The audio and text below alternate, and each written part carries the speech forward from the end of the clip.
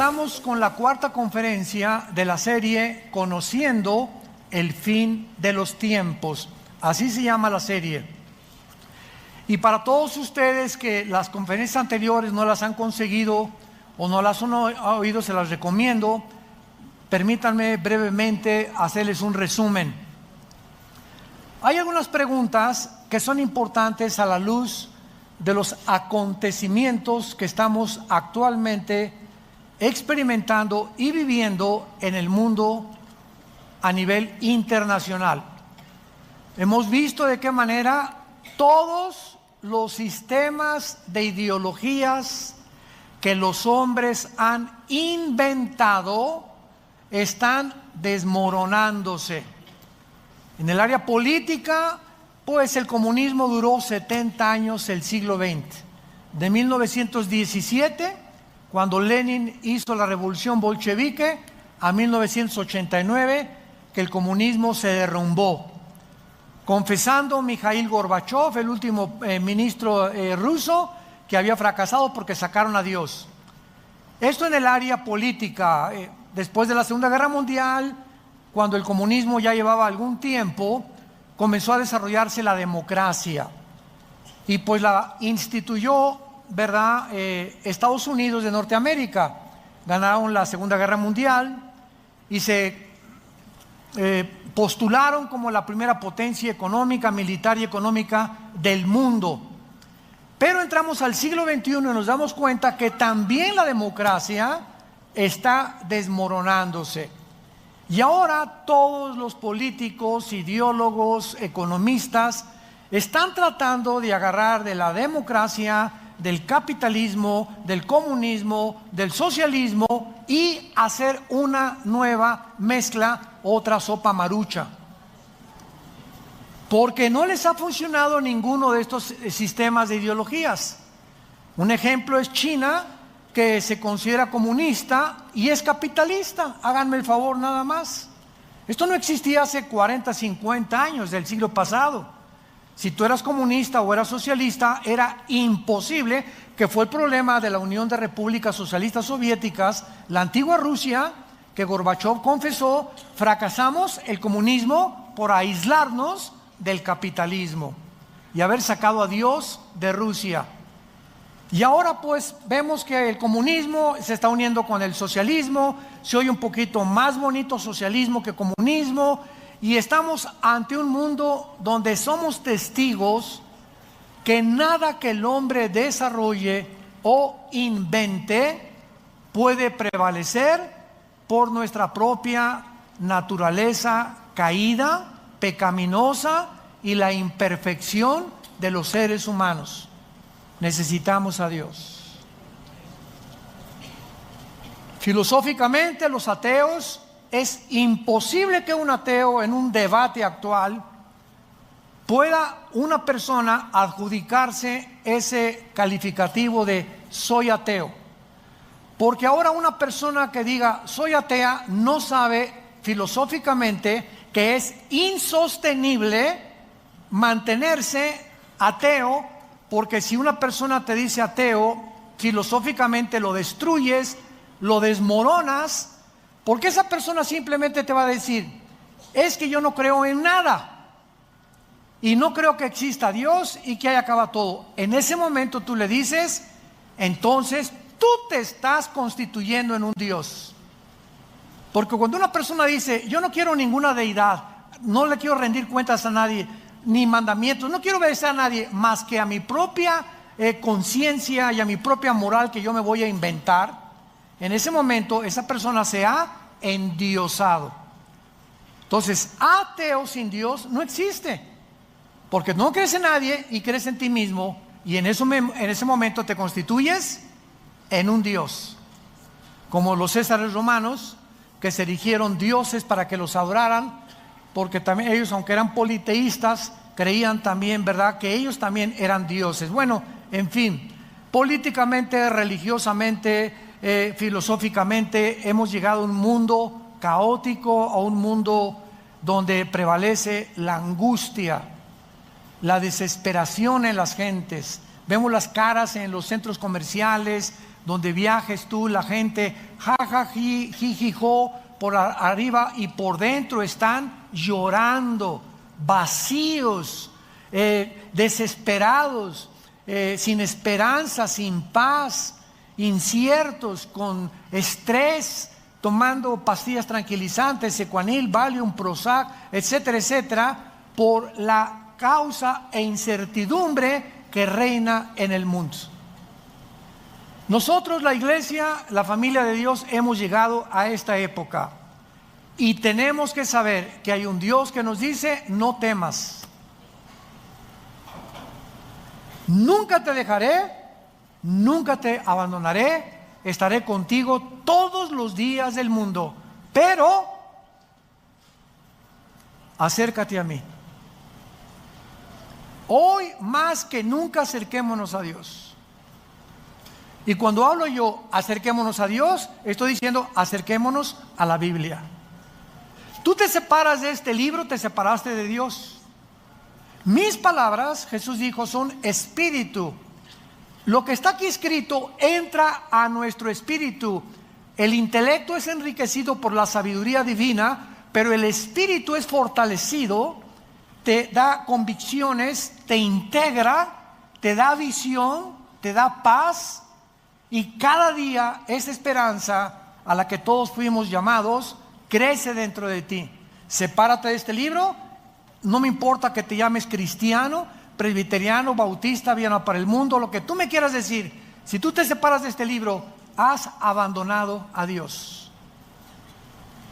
Y cuando, escuchen esto, cuando nosotros nos separamos de Dios o abandonamos a Dios, en ese momento, ¿sabes una cosa? Dios no dice: mira, este ya se alejó de mí, rum el ramalazo, con una penca de nopales, dale duro. Dios no va a hacer eso. ¿Saben lo que hace Dios? Dios te deja para que en ese alejamiento que vas a desarrollar consecuentemente pecados escondidos, esos pecados van a operar en tu vida y Dios va a dejar que operen en tu vida, para que cuando operen en tu vida te des cuenta la destructividad y las terribles consecuencias de haberlo abandonado. Por eso la Biblia continuamente nos dice que no hay bendición más grande para el ser humano que saber que su presencia nos acompaña. Cuando Moisés le dijo: Señor, mira, por favor, de alguna manera voy con 2 millones de cabritos, porque eran cabritos los judíos en el desierto. Ninguna oveja, eran puro cabrito. Por favor, y Dios le dice a Moisés: mi presencia irá contigo. Era lo único que Moisés necesitaba saber. Que él podría caminar en valles de sombra de muerte, con una cuñada mala, tienes de vecina una bruja, tu suegra te anda correteando con la escoba, te abandonó tu esposo, tus hijos están mal. No importa las circunstancias a nuestro alrededor, qué pesimistas o graves se encuentran, si la presencia del Santísimo está en tu vida, vences. ¿Qué vences? Vencerás la depresión, la frustración, el rencor, la amargura, la desesperanza que el mundo nos ocasiona. Pero todo está aquí. Y muchos cristianos inclusive se atreven a venir a la iglesia el domingo sin esto. Virgen, ¿a quién invocamos? La de todos los remedios, la de la Macarena, la de Jesús, María y José y el burrito que los acompaña. Increíble. Pero así está la cristiandad. Y se dicen cristianos, pero se separan de este libro. Es que ahí el domingo va a estar en el pizarrón el versículo. Bueno, una de las cosas más maravillosas que encontramos en la Biblia y de lo que se trata toda esta serie, ya no los voy a regañar. Una de las cosas más maravillosas en la Biblia que encontramos es que Dios ha establecido una semana profética de 7 días porque en 6 días creó la creación y el séptimo descansó. Independientemente que detrás de esta semana, tú pregúntale a cualquier persona que quieras en el mundo, ¿quién inventó la semana de 7 días?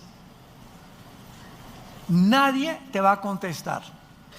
Y cuando le preguntas a un neurólogo o a un psiquiatra o a un psicólogo, han descubierto que el ser humano es imposible que se mantenga ecuánimamente, que se mantenga con una salud integral mental verdaderamente sana si no descansa.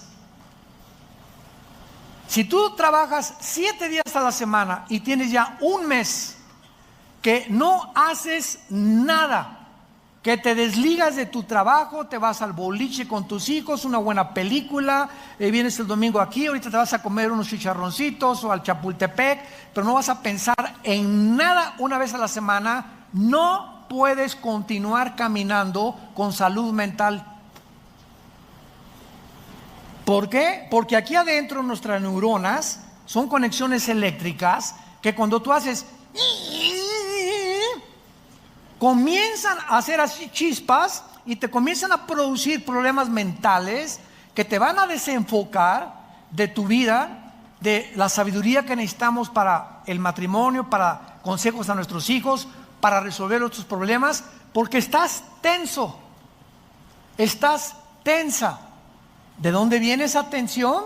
De tu incredulidad. Has llegado a ese punto simplemente porque no crees en Dios. No es cierto que creas en Dios. No es cierto que crees en la Biblia. No es cierto que estás memorizando la Biblia a diario. No es cierto que todos los días le echas tu ansiedad sobre Él y llegas todos los días, Padre, el oro cayó, el dólar cayó, mi hija se fue, mi esposo me abandonó, mataron a mi perro, se comió un gato, a los ratones de mi casa, etcétera, etcétera.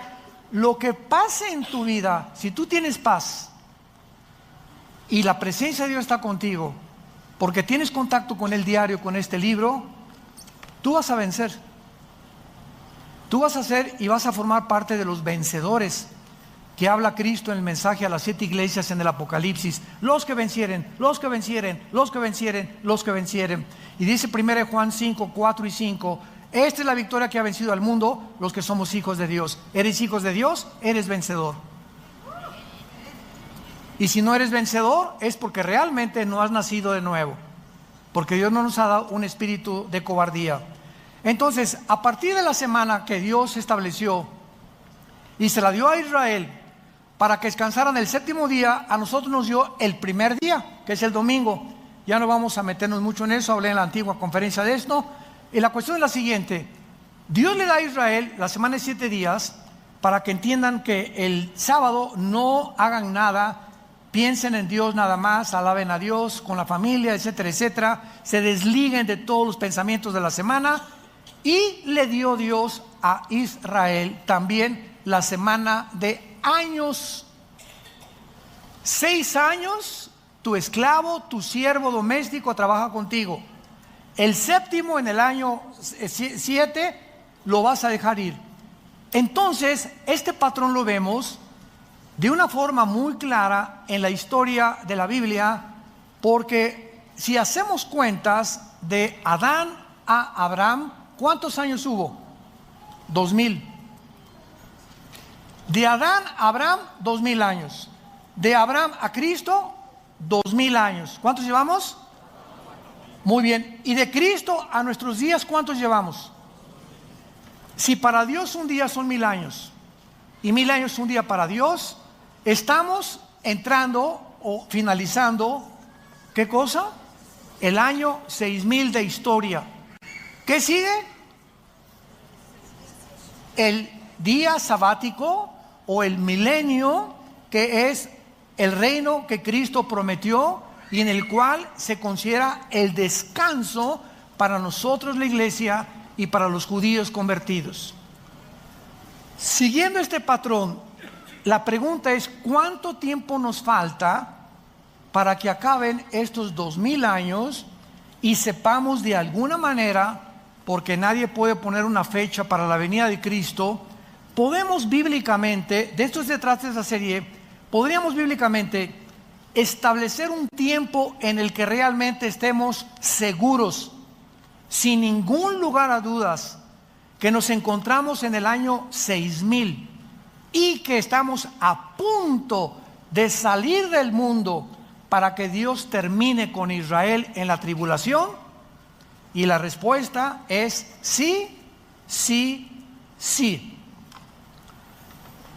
Esta semana que Dios establece en Israel es muy interesante. Veamos rápidamente, por ejemplo, en Éxodo capítulo 24. Ya ven por qué no trajeron la Biblia. En Éxodo 24, versículo 16, vemos estos 6 días que se repiten por todo el Antiguo Testamento. Esto es interesantísimo. Aquí en este pasaje Dios, recordamos, instruyó a Moisés que suba al monte Sinaí.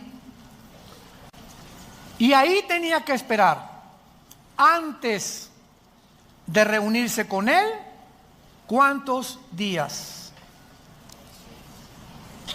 Y la gloria de Jehová reposó sobre el monte Sinaí, y la nube lo cubrió por 10 días. Los que trajeron la Biblia sí saben contestar. Por 6 días, ¿qué días ni qué 10? Por 6 días. Y el séptimo día llamó a Moisés del medio de la nube. ¿Ustedes creen que es coincidencia esto? Cuando Dios menciona 5, 2, 15, 20, 40, nunca en la Biblia encontramos un solo número, algo que Dios relacione con la gematría, que es los números en el original hebreo, que no tengan un simbolismo profético. Apunten eso y recuérdalo como estudiante de la Biblia. Qué interesante que 6 días tenía que esperar Moisés. ¿Y por qué el séptimo? Porque era cuando Dios se iba a encontrar con Moisés. Veamos otro ejemplo, otra vez, de 6 días. Josué capítulo 6. Otro ejemplo donde se repite este mismo patrón en la toma de la ciudad de Jericó. Aquí se le instruye a Josué que ordene a los israelitas y a los sacerdotes que rodeen la ciudad de Jericó, cargando el arca y sonando los tutú, tutú, los chofares. Y veamos qué dice el pasaje, Josué 6 del 3 al 5. Veamos las órdenes. Rodearán la ciudad todos los hombres de guerra, yendo alrededor de la ciudad una vez. Esto harán durante 6 días. Qué interesante, otra vez. Y 7 sacerdotes llevarán 7 bocinas de cuernos de carnero delante del arca. Y al séptimo día, otra vez el día del descanso para Israel, el día del reposo. Este séptimo día darán 7 vueltas a la ciudad y los sacerdotes tocarán el shofar o las bocinas que Dios les dio para que ellos pudieran tocar. Vemos nosotros también que en el Antiguo Testamento se repite el patrón: 6 días y al séptimo te va a recibir Dios, 6 días Josué y al séptimo va a caer esto. Y esta repetición la encontramos de una forma interesante y misteriosa cuando Cristo se transfiguró con los discípulos. Vayamos ahora al Nuevo Testamento, Marcos capítulo 9, y veamos otra cosa tan interesante de por qué otra vez 6 días y en el séptimo Cristo se transfigura. Dice Marcos capítulo 9. También les dijo, de cierto, algunos de los que están aquí: no gustarán en la muerte hasta que hayan visto al reino de Dios venido con poder. 6 días después, Jesús toma a Pedro, a Jacobo y a Juan y los lleva aparte, solos, a un monte alto, y se transfigura delante de ellos. Qué interesante otra vez la repetición de los 6 días, y al séptimo día algo sucede en la presencia de Dios. Pregunta ahora, muy bien, ¿cuál es el simbolismo, familia de Dios, damas y caballeros que nos visitan por las redes sociales? ¿Cuál es el simbolismo de estos números? Sabemos que el número 6, si lo quieres apuntar, representa al ser humano. Porque en 6 días Dios creó a Adán y Eva. Es el número del hombre. Cuando al terminar el Apocalipsis, en el capítulo 13, se relaciona al enemigo póstumo de Dios, el anticristo, se le une a 3 números: 6, 6, 6. ¿Por qué? Muy bien. Si el 6 es el número del hombre y el 3 es el número de la Trinidad, nos damos cuenta que el anticristo es el hombre elevado a Dios. 3 veces el 6 es la exaltación del anticristo queriéndose hacer Dios. Entonces, todo en la Biblia tiene un significado, se llama gematría. Si lo quieres apuntar, cuando se relacionan los números con las letras, las 22 letras que contiene el alfabeto de los hebreos. Entonces, sabemos que el número 6 es el número del hombre y el 7 es el número de la perfección moral. ¿Se acuerdan del menorá? Es el símbolo, ¿lo ven aquí? El menorá es el símbolo que adoptamos nosotros de hace 35 años. El menorá se encuentra al final del Apocalipsis, aunque se los dio Dios al Antiguo Testamento, a los hebreos. Pero síganme con cuidado. El menorá significaba en el Antiguo Testamento la luz. Y en el Nuevo Testamento aparece en Apocalipsis capítulo 1. Y a Cristo aparece en medio. ¿Y qué hay a la izquierda? ¿Cuántas ramitas? 3. ¿Y del lado derecho? 3. Muy bien. El número del hombre unido a Cristo, entramos a la perfección.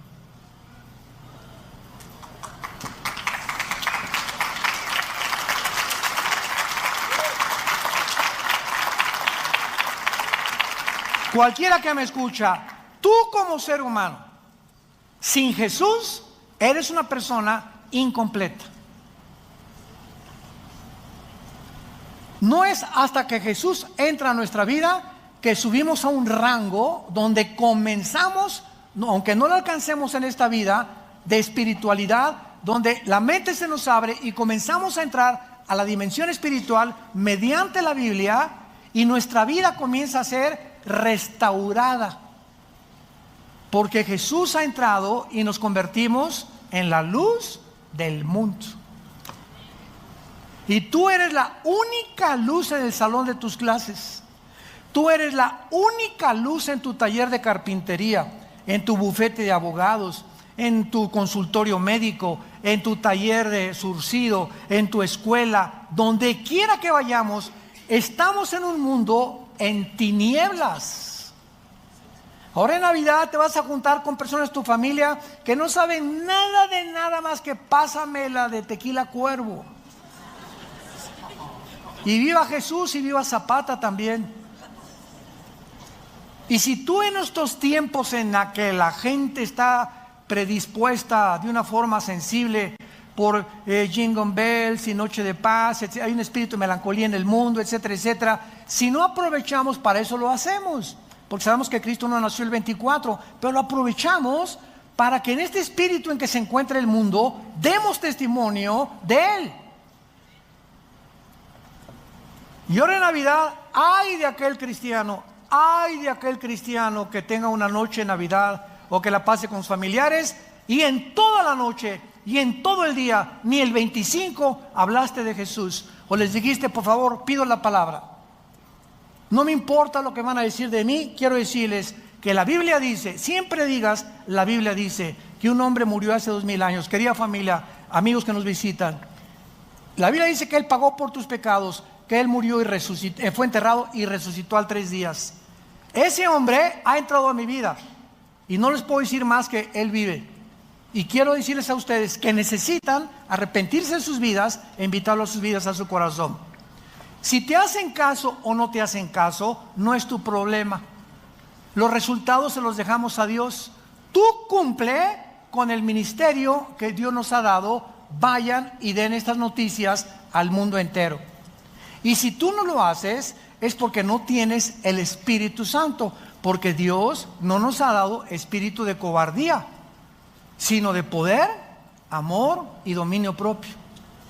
Entonces, si tú estás chico palas, y hay que van a decir de mí, mis cuñaditos, y por aquí por allá, esta cobardía que te invade, te denota que no tienes el poder del Espíritu Santo, y por eso no das testimonio.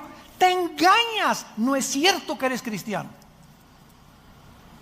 No es cierto que eres cristiano. No sigas engañándote más. Dios no nos ha dado espíritu de poder. Y recibirán poder, Hechos 1:8, recibirán poder cuando haya venido el Espíritu Santo y me serán. ¿Lo está haciendo? La única evidencia que habla que tú eres cristiano es que hablas de Jesús. Y no te importa la reacción, ni lo que digan, ni la persecución a la que te puedes enfrentar.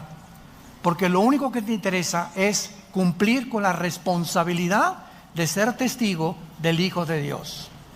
Ahora bien, una vez que vemos que el 6 es el número del hombre y el 7 la perfección, el resultado de todo esto, de tantos 6 y el 6 y el séptimo, es que tenemos un patrón en la Biblia, un patrón que Dios nos ha dejado para que comprendamos la forma cómo se desarrollará la historia. 6,000 años de historia, estamos a punto de entrar al 7,000, que es el milenio donde Cristo viene. Y Dios nos ha prometido esto. Así pues, hemos visto que hay un patrón en la Biblia y un plan de Dios.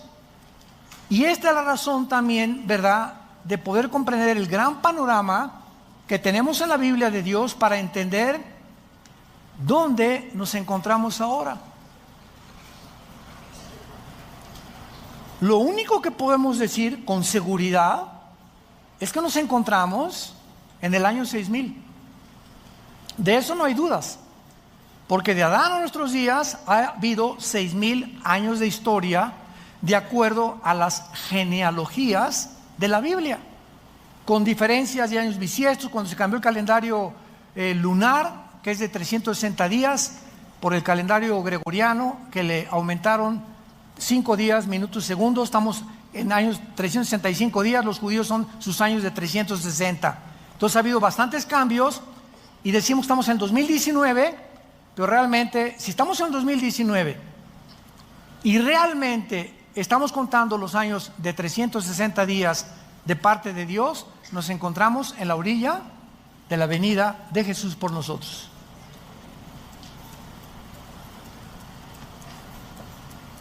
Ahora tenemos que ver este grande panorama, ¿verdad?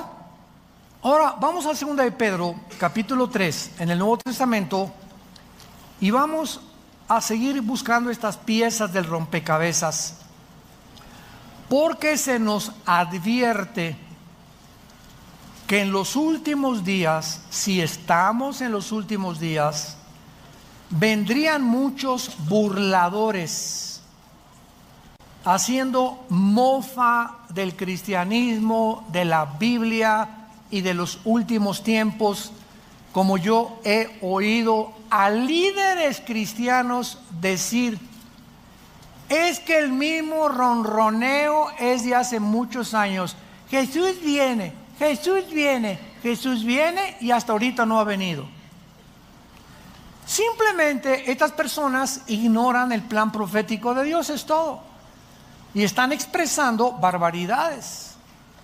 Porque no entienden que si no ha venido es porque no se ha cumplido todavía los 2,000 años que tienen que cumplirse de la época de la gracia y de la iglesia, que es la que estamos viviendo tú y yo actualmente. Segunda de Pedro 3, versículo 3.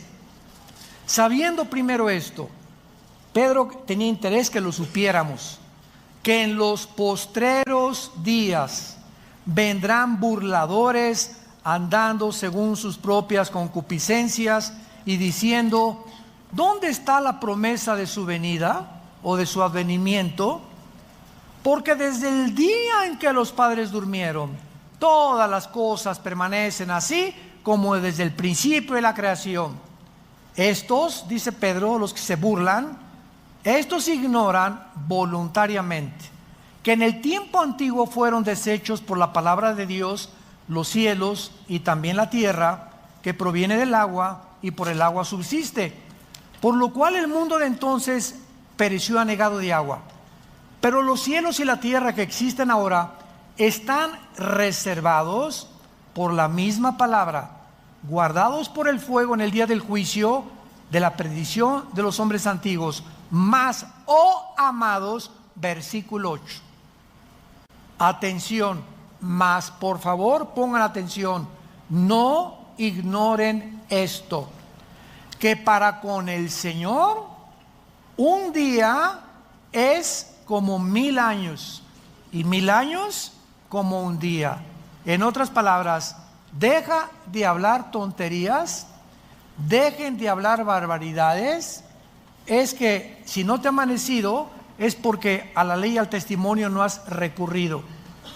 Piensas que el Señor no ha venido y se ha tardado porque no has hecho un cálculo de entender que no puede venir hasta que no termine la época de la iglesia, que son 2000 años. Y esta verdad se repite en el Salmo 94, que para Dios un día son como 1000 años y 1000 años son para Dios como un día. Muy bien. Ahora vamos a echarnos un clavado más profundo todavía.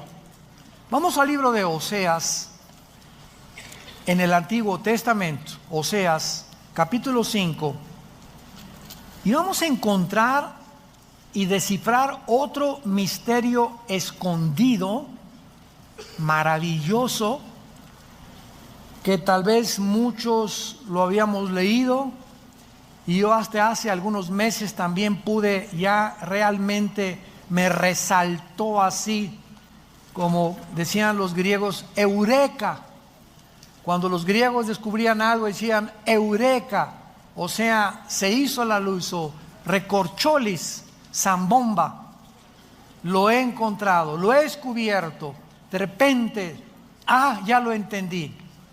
En Oseas capítulo 5, hasta ahorita hemos podido identificar el patrón de los 6000 años de historia humana, compuesto por las semanas de días que Dios le dio a Israel. Pero ¿cómo sabemos, qué es lo que vamos a continuación a tratar de responder, cómo sabemos que en este plan profético de Dios va a continuar como es esperado? O sea, ¿cómo tenemos la seguridad? Viene la pregunta lógica, válida, que son 6000 años. ¿Por qué no 1500 años? ¿Por qué 1000? Hermano, ¿no estará usted equivocado y serán 2100 años? Cuando entremos y abordemos ahorita esta profecía comparada con otras, vamos a ver con qué claridad el Espíritu Santo nos muestra lo que nos continuará mostrando a través de la Biblia. ¿Acaso, otra pregunta, la iglesia se tiene que conformar con el plan profético de Dios? ¿Cómo sabemos que el tiempo de la iglesia son de 2000 años exactamente? Muy buenas preguntas. Para responder es interesante estas preguntas, vamos a examinar algunos pasajes de la Biblia. Oseas 5, del 15 al capítulo 6, versículo 2. Oseas 5, comenzamos en el versículo 15. Por favor, saca tu microscopio y tu lupa. Dice así: andaré y volveré a mi lugar. Andaré y volveré a mi lugar hasta que reconozcan su pecado y busquen mi rostro. ¿Se acuerdan? Familia de Dios, ¿se acuerdan cuando Jesús entró a Jerusalén llorando?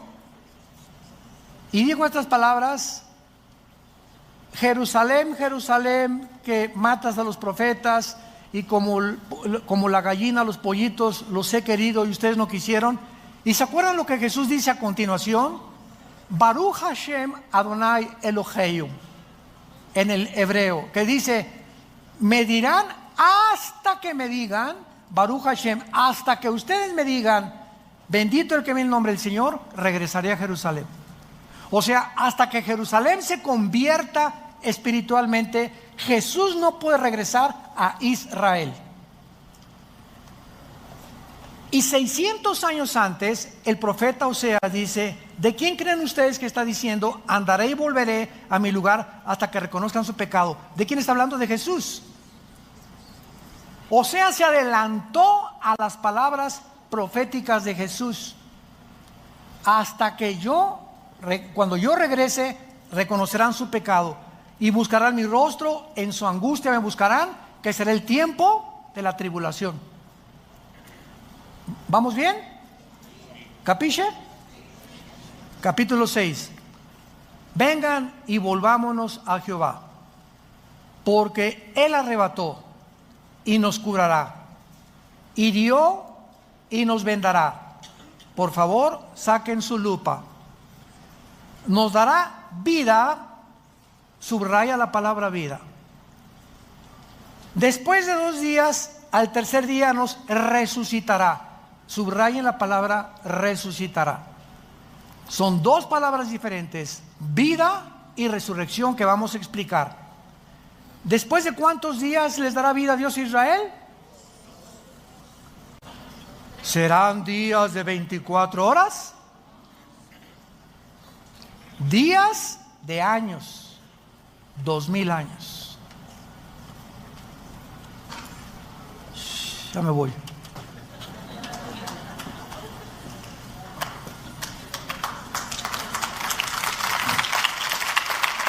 ¿Lo pueden ver? ¿Lo pueden ver los que traen su Biblia? Vamos a rascarle más. En el tercer día nos resucitará y viviremos delante de Él. Muy bien.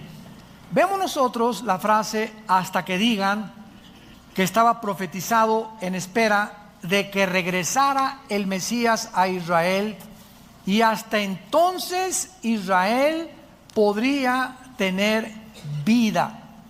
¿Cuánto tiempo tiene Israel que esperar para que regrese el Mesías? 2 días, de 1000 años cada uno. Entonces, aquí completamente, sin ningún lugar a dudas, se nos muestra que tienen que cumplirse los 2 días proféticos de 1000 años cada uno para que Jesús regrese. Pero vamos a seguir escarbando. Este alejamiento del Mesías, acuérdense que lo rechazaron después de que lo crucificaron. Israel entró en un estado de angustia y de aflicción aproximadamente hasta 1948. Durante casi 2000 años, Dios, cuando la Biblia dice volteó su rostro, significa te abandona. Cuando Dios dice Dios volteó su rostro sobre Israel, dice Dios a Israel: ahí nos vemos, ahorita no tengo nada que ver con ustedes, ahorita voy a introducir en lugar de ustedes a otra entidad que se llama la iglesia. Y la iglesia, voy a caminar con ella estos 2000 años en que ustedes, bye. Y tengo que terminar con la iglesia cuando terminen los 2000 años para que ustedes, yo siga con ustedes, porque no los he abandonado. Ahí se me quedan en la banca, no entran a la final. Ahí se me quedan en la banca. Romanos 10, 11 y 12, Dios no ha acabado con Israel. Romanos 9, 10 y 11, Dios no ha acabado con Israel. Ahí están esperando, porque la semana 70 de Daniel faltan 7 años. Entonces, cuando la iglesia sea sacada del arrebatamiento, No puede Dios, hasta que salgamos del mundo, poder seguir con Israel. Y eso es donde Él va a sellar a 144,000 judíos. Ya no nosotros los gentiles, va Dios a regresar con Israel. Y en todo el Apocalipsis encontramos a los israelitas, aunque va a haber gentiles convertidos, pero no puede Dios acabar con nosotros hasta que nos saque y comenzar con Israel. Se tienen que cumplir los 2000 años que dijo Oseas y que vamos a seguir viendo que los repitió Jesús. Ahora, muy bien, noten ustedes la distinción entre tener vida y resucitar. Estos dos términos no significan lo mismo, porque ocurren en tiempos diferentes. Tener vida es antes de resucitar, ¿no? Tú no puedes resucitar si no tienes vida eterna. Entonces Dios nos da primero la vida eterna y se nos promete la resurrección, ¿correcto? La promesa de tener vida significa el avivamiento nacional de Israel, no su conversión. Y en 1948, que Israel regresa a su tierra, Dios le dio vida nacional. Se levantaron de entre los escombros de las naciones y la dispersión mundial y se reunieron por primera vez dentro de la época de nosotros. ¿Saben qué significa esto? Pues no que Dios, hasta que se cumplieran 2000 años, ya Israel, bye.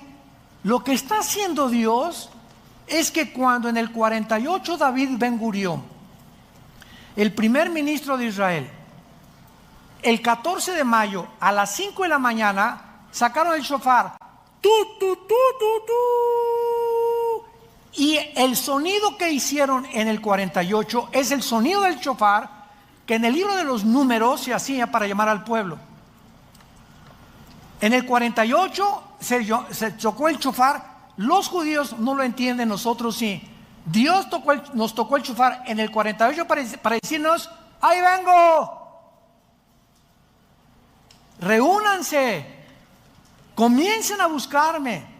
Estamos hablando de hace casi 70 años, 65, 70 años. Pero el segundo shofar en la guerra de los 6 días, 1967, junio de 1967, el general Moshe Dayan, ganan a todos los árabes la guerra, y en el 6º día agarra Moshe Dayan, número 2, doble toquido, Jerusalén es nuestra. Primero la tierra, ahora Jerusalén, aunque no del todo. Y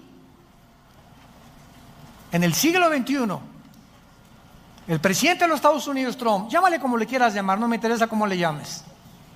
El presidente de los Estados Unidos dictamina, establece que la embajada de Tel Aviv sea colocada en Jerusalén. Nunca en 2000 años había pasado esto. 3 hechos inauditos suceden simplemente para decirnos a nosotros: escuchen, si yo estoy a punto de terminar con ustedes, ya vamos a llegar al año 6000, ya les toca el shofar en el 48, en el 67, y ahora quiero que sepan dónde se encuentran. Prepárense para que sean dignos de no pasar la tribulación. Dios nos está hablando. Dios no quiere que mañana amanezcas en el infierno. Dios no quiere que te sigas llamando cristiano y te sigas engañando simplemente porque vienes a un lugar a reunirte.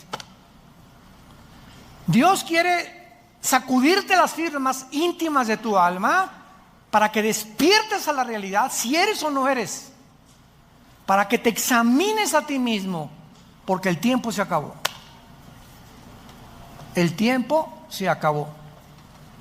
Ahora, muy bien, la segunda promesa, marcada por el tercer día, apunta hacia el renacimiento espiritual de Israel. Y esto sucederá cuando, Romanos 11, 25, 26, cuando Jesús venga, todo Israel será salvo. ahorita Israel regresó a su tierra, ganaron las guerras, ya la embajada está en la ciudad de Jerusalén, pero los judíos siguen rechazando a Jesús. Los que nos acompañen el año que entra a Israel en junio, lo vamos a descubrir cuando vayamos al Muro de los Lamentos.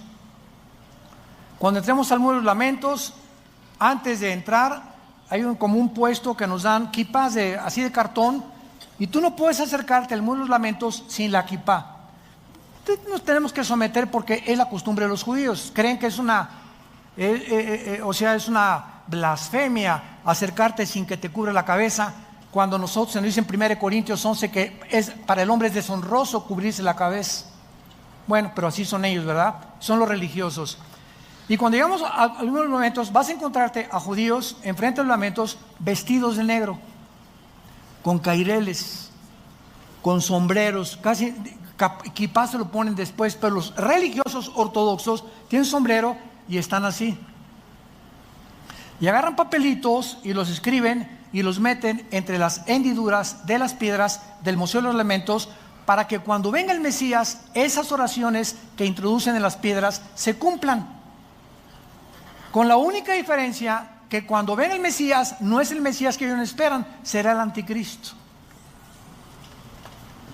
que los entrampará y les hará creer que es el Mesías con los milagros que va a hacer.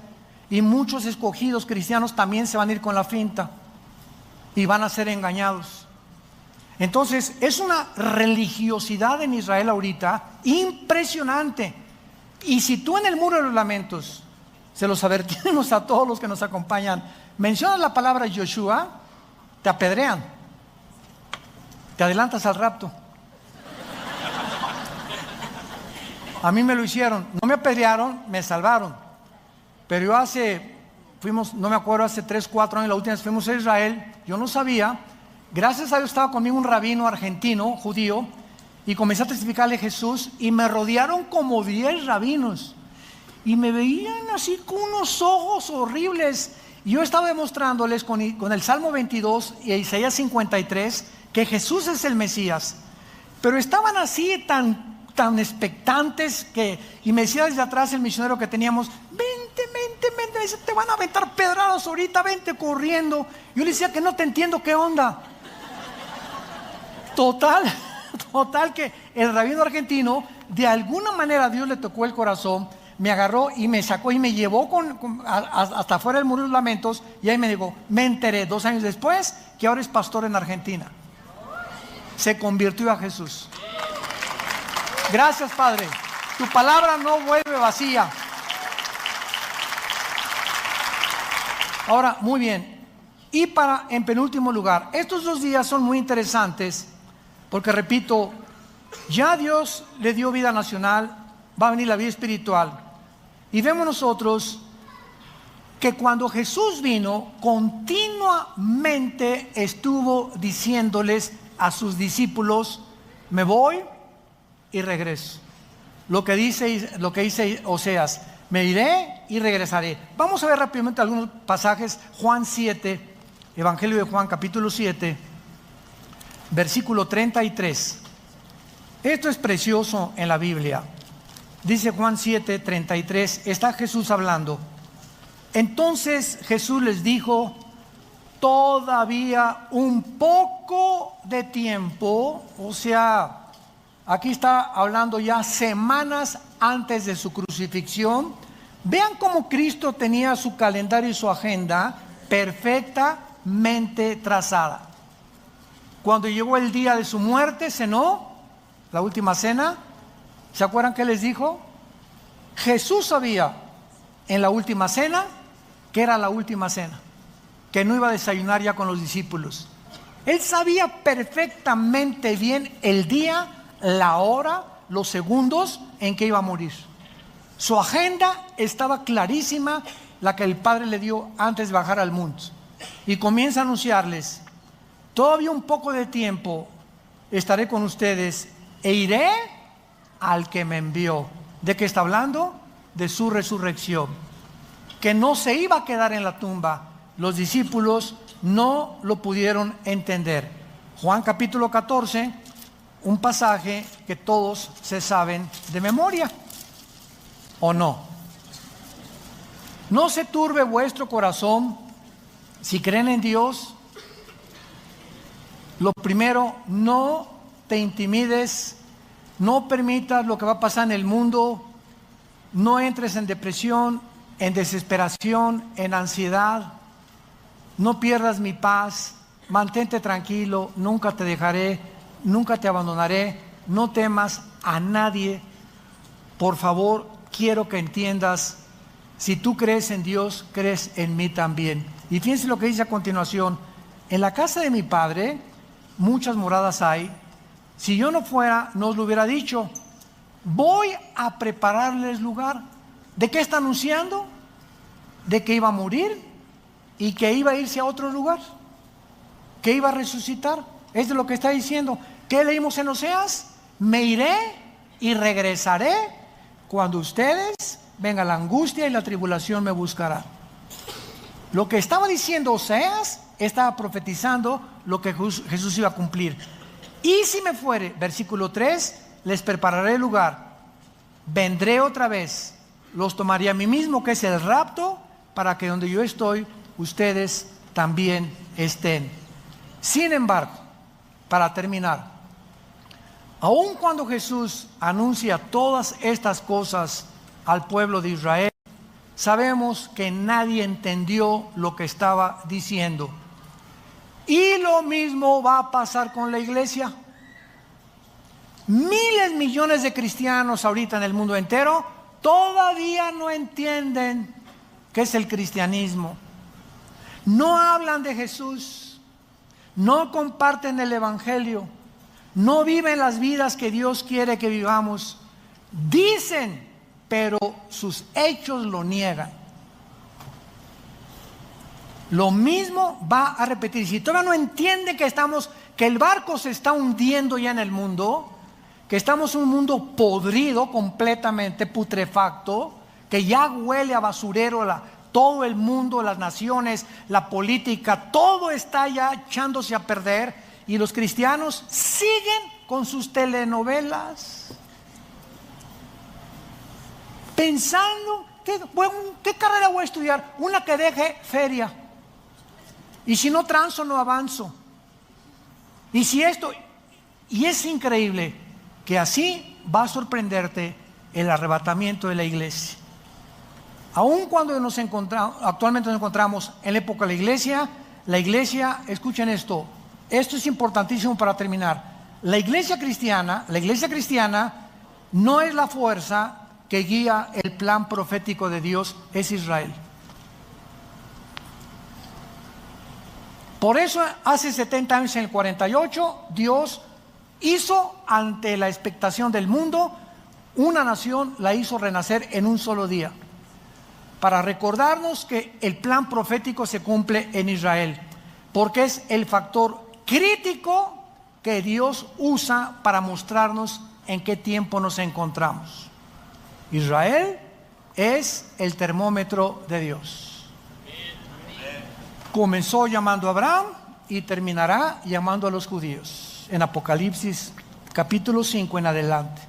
Nosotros estamos en un tiempo intermedio, como una familia nueva que Dios formó, para que demos el último mensaje al mundo, a los gentiles, y entonces vendrá Jesús por nosotros, nos llevará y terminará la semana 70 con Israel. Y la pregunta es, ¿estás tú preparado para encontrarte con tu Dios? ¿Estás tú 100% seguro que si tú murieras hoy en la noche, pero sin ninguna duda, te irías con Jesús? Nadie levante la mano. Pero tienes esa seguridad absoluta. Si no la tienes, dile estas palabras a continuación en el silencio de tu corazón. Puedes inclinar tu cabeza y decirle: Señor mío y Dios mío, te pido perdón por mis pecados. Creo que en esa cruz tu Hijo abrió las manos